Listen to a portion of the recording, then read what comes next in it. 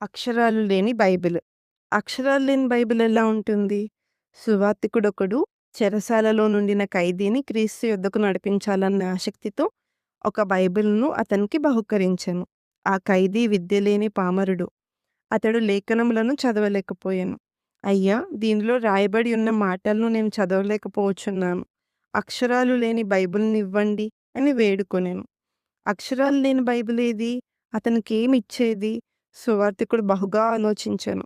ఆసక్తితో ప్రార్థించెను. మరుసటి వారము అక్షరాలు లేని బైబిల్‌ను తయారు చేసుకొని ఖైదీ వద్దకు వెళ్ళెను. బైబిల్‌ని తీసుకుని ఆ ఖైదీ విప్పెను. దానిలో 4 కాగితములు మాత్రమే ఉండెను. మొదటిది నలుపు. సువార్తికుడు ఇలాగు వివరించెను. నలుపు పాపమును సూచించుచున్నది. మనం పాపం చేసినప్పుడు మన మనస్సు ఇలాగే నల్లబడిపోవుచున్నది. రెండవది ఎరుపు. ఇది క్రీస్తు రక్తమునకు సాదృశ్యం. యేసు రక్తం వలన మాత్రమే పాపక్షమాపణ పొందగలం. మూడవది తెలుపు. ఇది క్రీస్తు అనుగ్రహించు రక్షణను, పరిశుద్ధతను సూచించుచున్నది. పాపక్షమాపణను పొంది ఆత్మ తెల్లగా పవిత్రముగా నొందును. నాలుగవది సువర్ణ రంగు గల కాగితం. ఇది నిత్యత్వమును, పరలోక రాజ్యమును సూచించుచున్నది.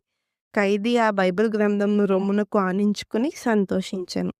ప్రభువు నియమించిన ధర్మశాస్త్రము యథార్థమైనది. అది ప్రాణమును తెప్పరిల్లజేయును. ప్రభువు శాసనము నమ్మదగినది. అది బుద్ధిహీనులకు జ్ఞానం పుట్టించును. కీర్తనల గ్రంథం 19వ అధ్యాయం 7వ వచనం.